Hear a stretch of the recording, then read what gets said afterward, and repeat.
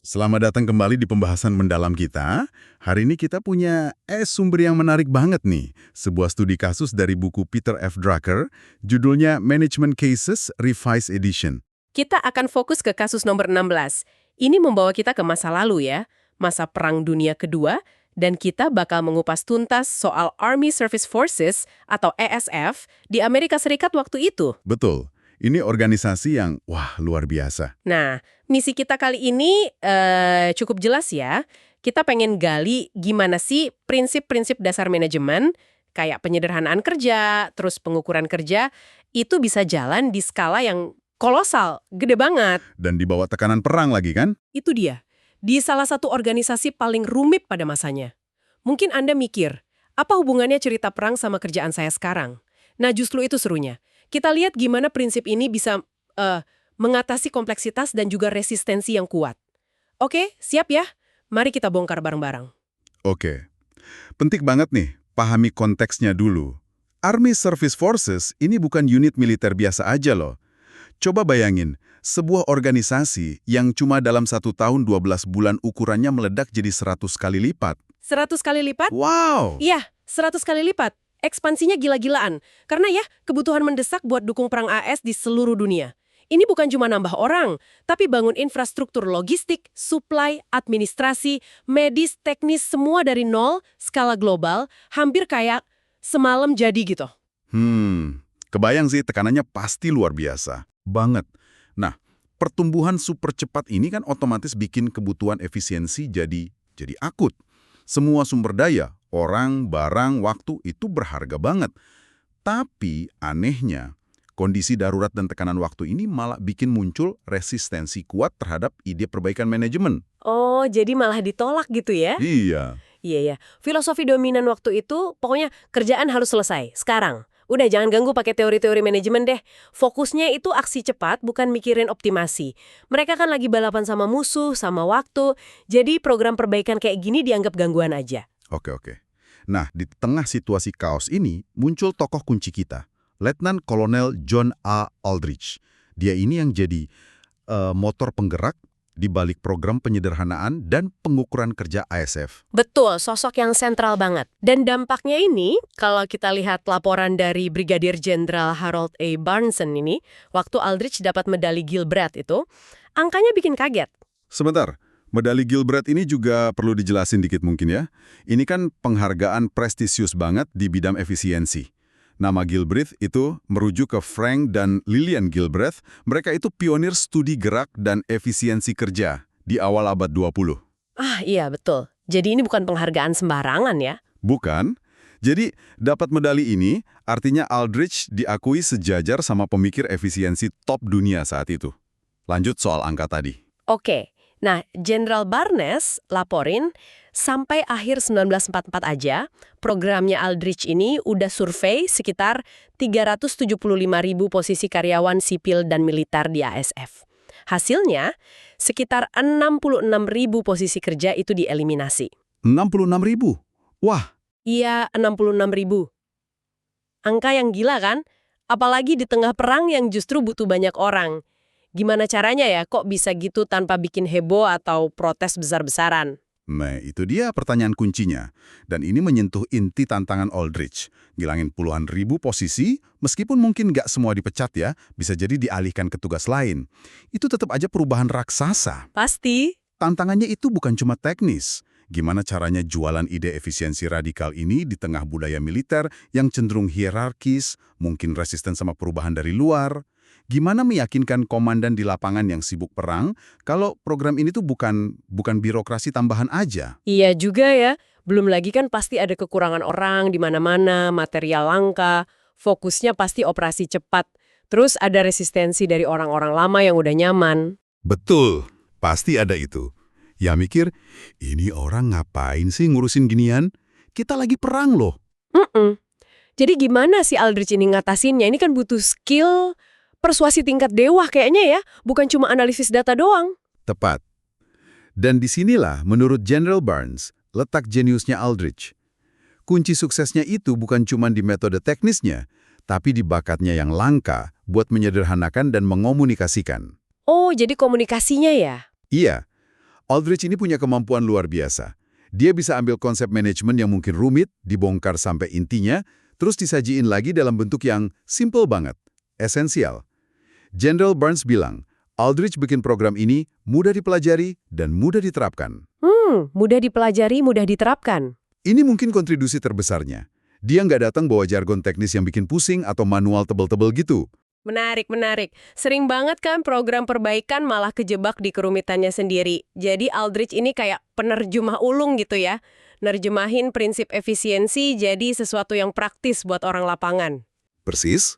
Kira-kira contoh konkretnya apa ya? Penyederhanaan kerja atau pengukuran kerja di ASF waktu itu. Biar kebayang gitu. Sumbernya sih nggak detail banget soal teknisnya, tapi kita bisa bayangin prinsipnya.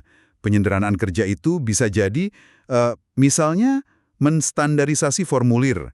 Bayangin ada ratusan formulir beda di tiap depo, dibikin jadi beberapa aja yang standar. Oke, masuk akal. Atau analisis alur kerja di gudang suplai. Gimana caranya biar prajurit ngambil barang nggak usah muter-muter jauh. Atau tata letak bengkel diperbaiki biar servis kendaraan lebih cepat. Hal-hal praktis kayak gitu. Kalau pengukuran kerja? Pengukuran kerja itu bisa jadi menetapkan waktu standar buat tugas rutin. Jadi, komandan bisa hitung kebutuhan personel lebih akurat, tahu di mana ada hambatan, atau bikin target kinerja yang realistis. Intinya, ini alat praktis buat ngelola operasi segede itu di tengah keterbatasan. Oke, oke. Dan kuncinya tadi mudah diterapkan. Artinya nggak perlu training lama-lama ya? Betul, para perwira, supervisor di lapangan bisa cepat ngerti dan pakai sendiri. Wah, ini relevan banget ya sama tantangan di organisasi modern. Sering ada sistem canggih tapi susah diadopsi karena ribet. Nah, General Barnes ini kasih contoh spesifik dari unitnya. Quartermaster Corps, Corps Intendant. Mereka kan urusan logistik ya, makanan, pakaian, BBM. Iya, tulang punggung logistik Angkatan Darat. Nah, awalnya tim di sana itu pede banget sama operasi mereka. Merasa udah paling bagus lah. Kan mereka rekrut banyak eksekutif bisnis top dari sipil, ditambah perwira militer ahli. Jadi mungkin sikap awalnya, ngapain lagi ada program beginian, kita udah oke kok. Iya, ada skeptisisme awal gitu ya. Merasa udah jago.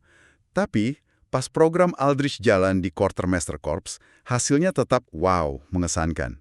Bahkan di luar ekspektasi mereka. Jenderal Barnes sendiri, sebagai pimpinan di sana, dia identifikasi 3 manfaat utama yang mereka rasain langsung. Apa aja tuh 3 manfaatnya? Pertama, konservasi dan kontrol tenaga kerja jadi lebih baik. Ini bukan cuma soal ngilangin posisi tadi, tapi juga mastiin pekerjaan yang emang perlu, itu dikerjain seefisien mungkin. Yang nggak perlu dibuang, yang perlu disederhanain. Jadi orangnya bisa dipakai buat tugas lain yang lebih penting. Oke, efisiensi tenaga kerja. Terus? Kedua, konservasi ruang dan peralatan. Program ini kan mendorong analisis tata letak, fasilitas gudang, bengkel, kantor. Jadi lebih efektif. Aset fisik yang terbatas bisa dipakai maksimal. Bayangin aja, gudang diatur ulang biar barang yang sering diambil jadi paling gampang diakses itu udah ngefek banget. Iya. Penghematan ruang dan alat. Yang ketiga ini, nih yang kayaknya paling menarik buat saya. Nah, yang ketiga ini, kata General Barnes, ada peningkatan dalam pendekatan kerja para supervisor dan karyawan. Jadi, program Aldrich ini berhasil nanemin semacam kesadaran manajemen consciousness, di semua level. Kesadaran manajemen, maksudnya gimana tuh? Jadi mereka jadi lebih ngerti cara analisis kerjaan mereka sendiri, cari cara yang lebih baik, nggak cuma nerima proses gitu aja. Kayak nanam bibit perbaikan berkelanjutan di seluruh organisasi gitu loh. Wah, ini dampaknya jangka panjang banget ya, berarti nggak cuma efisiensi sesaat. Dan ini nyambung ke inti kontribusi Aldrich yang lebih dari sekedar teknis. General Barnes bilang, Aldrich itu melangkah satu langkah di luar teknologi. Dia nggak cuma bawa alat manajemen, tapi menyentuh sesuatu yang lebih dasar, hubungan antar manusia, atau pakai istilah Barnes, rekayasa manusiawi. Rekayasa manusiawi. Kedengarannya agak kaku ya sekarang, tapi maknanya dalam kayaknya. Iya. Istilahnya mungkin agak stacky ya dari zaman itu. Tapi intinya itu tentang memahami dan bekerja dengan sifat manusia, bukan malah melawannya. Coba kita lihat gambaran besarnya. Aldrich ini kayaknya paham banget satu kebenaran yang sering dilupain kalau kita ngejar efisiensi. Kebenaran apa tuh? General Barnes mengungkapkannya dengan kalimat yang wah keren banget sih menurut saya dan relevan sampai sekarang. Dia bilang gini, prosedur mungkin dapat dikalibrasi atau dihitung dengan mistar hitung, tetapi tidak dengan orang-orang yang menjalankannya. Beban kerja dan standar produksi dapat dihitung dengan rapi, tetapi tidak dengan sifat manusia. Dalam banget itu.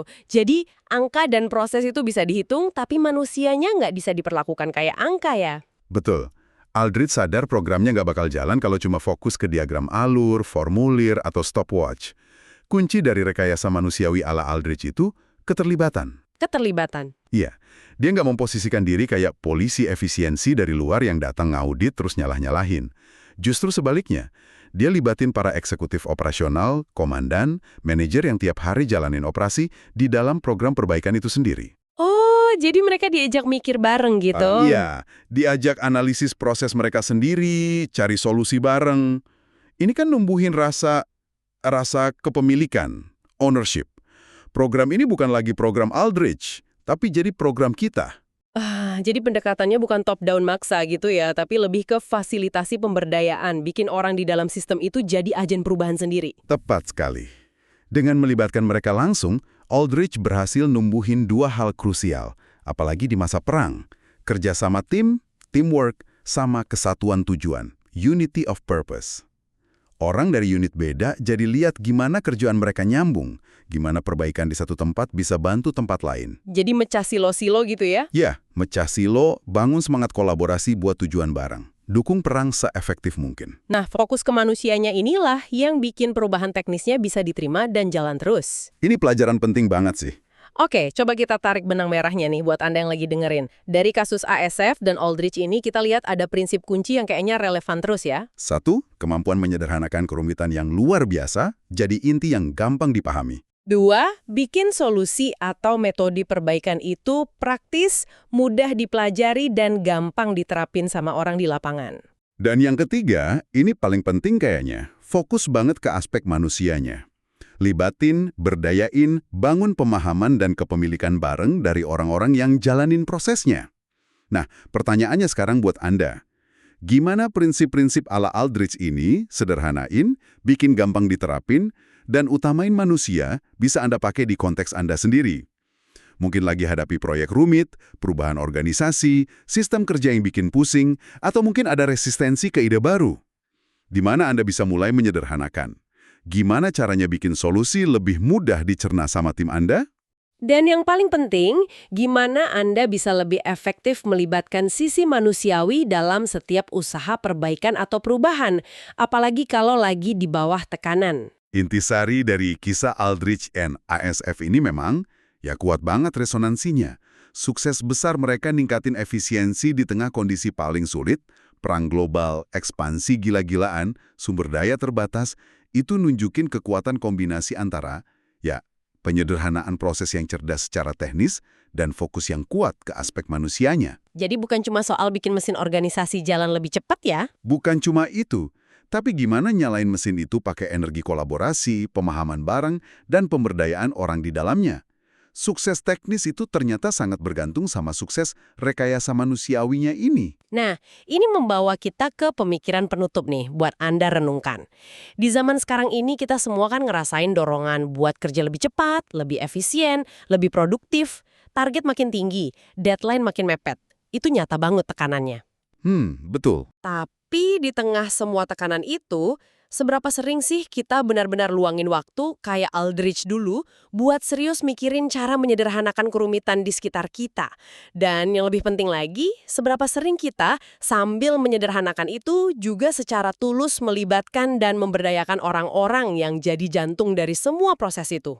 Pertanyaannya jadi, jangan-jangan dalam lomba ngejar efisiensi dan kecepatan ini, kita sering tanpa sadar ngorbanin salah satu elemen kunci sukses Aldrich tadi. Mungkin kita terlalu fokus ke sistem, teknologi, metrik, sampai lupa sentuhan Aldrich ini. Kemampuan penting buat menyeimbangkan kecerdasan teknis sama kearifan memahami dan melibatkan manusia.